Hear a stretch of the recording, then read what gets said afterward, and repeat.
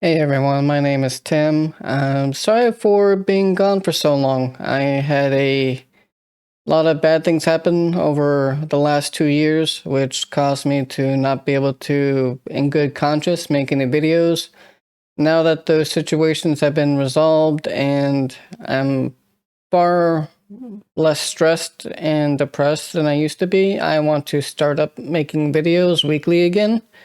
The first one is I'm going to be doing a recap of what I was able to do trading wise last year in 2024.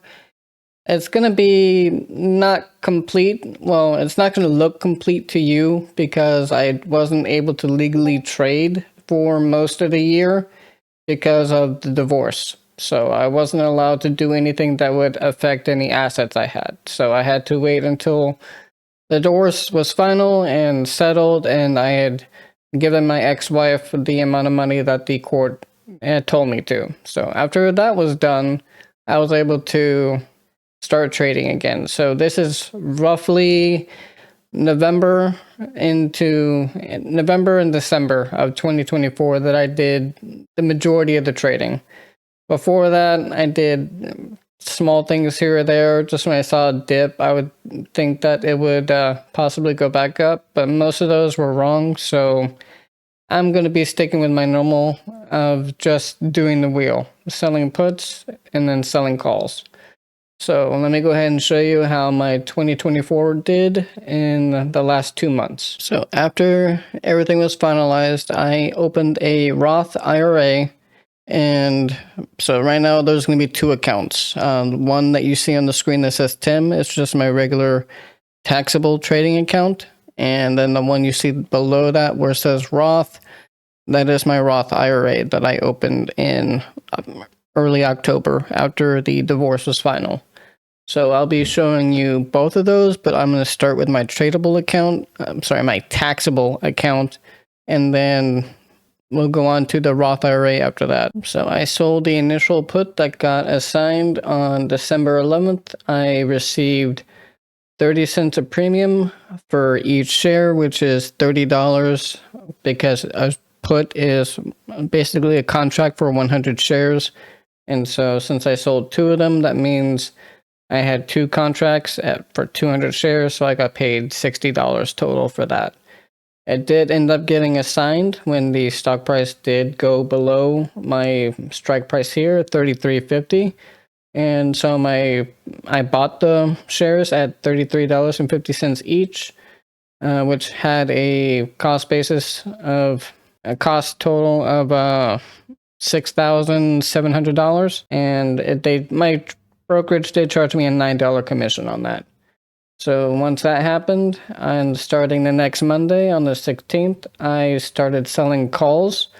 As you can see, I sold two calls. One, they're for $1.52 per share each. So I made $304 on that one for that week with a 22-cent fee that was deducted. And that one expired. The price of the stock did not go up.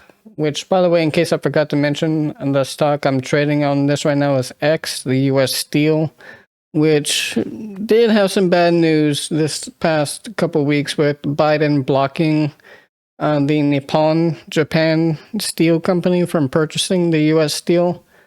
So it's here or there. But that one expired worthless because the stock price did not rise above the one where I was selling at 34, which was nice because even if the stock had gone up, I would have made not only the premium here, but I've also made $50 per contract extra for selling above the price that I sold them at. Then the next week, I sold two more at $34 strike price for $1.10 each. That's $220, again, minus a 22-cent fee. Then on December 30th, I sold another two contracts for calls, and that was for $1.20 each, so that was $240. This week, because of the news, the premium wasn't as great, so I was only able to sell two calls at the $34 strike price for 30 cents each, or $60, with the 22-cent fee taken out. This is the same area. I just moved the screen because if I kept it at just the size of the regular screen, you wouldn't be able to read any of the numbers. So I wanted to make it legible. So I split the screen up into two. So you could see, like right now for X, the cost basis at $33.50. With all the premium I've received, I have a break even of $29.43. I own 200 shares. I'm right now selling 2 contracts. I've paid a total of $988 in fees and commissions. I've earned a total of $884 in premium. The buying power for the 200 shares that I got, there hasn't been any dividends yet, so that's why that's zero. So my realized profit and loss for 2024 is $814.12. Well, and that's also including this week in 2025. Now I'm going to go move the screen again, and I'm going to talk about my Roth IRA. So here's my Roth IRA trading log details. You can see it's a little bit more messy since there was a couple points where I actually did take some small losses in order to try to avoid some. When I could tell it was dropping quite a bit, I tried to roll, even if it meant I take a small loss, because I know profitability-wise, I'm still going to make a profit in the long run. But I tried to make it to where I could own the shares as cleanly as possible. So, but you can see here, like on October 14th, I sold 3 puts and got $27 in premium per contract. So that was fairly nice. And then I ended up buying them back. Then I sold by the way, I bought them back for $3. So then I sold another put on October 17th, and that was for $36. So then that one actually ended up getting assigned. That one got assigned at the $19.50 range.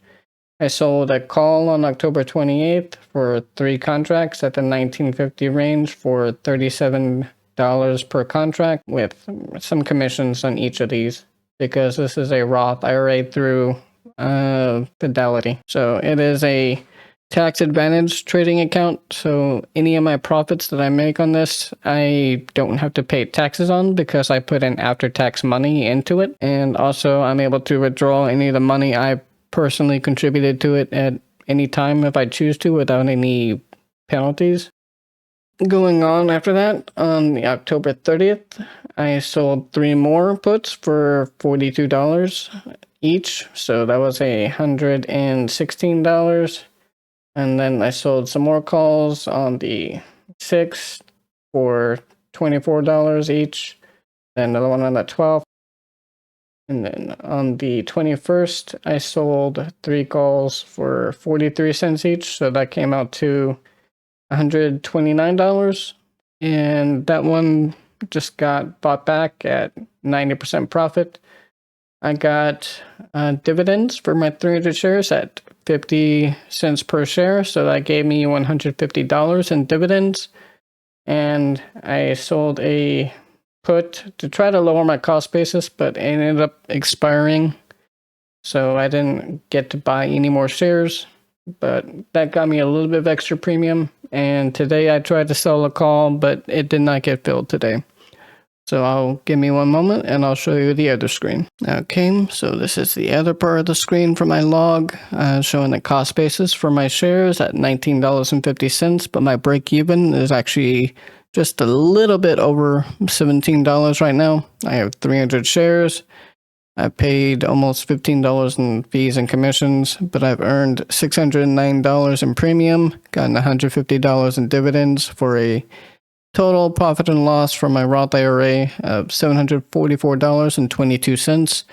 And like I said, that's all tax-free. I just can't touch any of those profits until I turn 59 and a half, I believe. So that's what I've been doing with this account. And anyone who's interested and young enough, I do suggest opening a Roth IRA. It is a great tax advantage account to start even if you don't trade options, just to invest in the stock market in general. And so that's what I've been doing since my divorce was finalized in October. So just real quick, I want to show you all my taxable trading account. This is on Tradier, which I like using because of their integration with the trading log that I use. As you can see, this is my X position, showing my 200 shares and what the value is currently, and also the fact that I was able to sell 2 calls today at 30 cents each. So that gave me $60. Close towards the end of the day, the price did jump up about $2, so that's why this is showing negative right now, because the call has lost some value. Well, it's become more valuable over here, but lost value for me since I sold a call. But all that means is if the stock price jumps up to $34 by the end of the stock market day on Friday, then the person who bought my contract will be able to buy my shares at the $34 stock price. So they'll be able to buy my 200 shares at $34 each. And so that would still give me profit. And then once that's done, I can start selling puts again, either on X or on a different stock that I choose. I typically choose dividend stocks because that way, if I have to wait, kind of like I'm having to do with Kohl's right now on my Roth, I still collect dividends in the meantime. So that's just my tip, that if you are going to do selling puts and selling calls, I suggest doing it on a dividend paying stock, just to allow yourself the breathing room to where if it still takes a while to where you can sell calls, you can still make money while you wait. Like the dividends, especially for like Kohl's and Verizon, are very nice. Thank you for watching this video. I hope you found it interesting. I know it was only a 2024 recap, but I'm wanting to get back into making my YouTube videos again.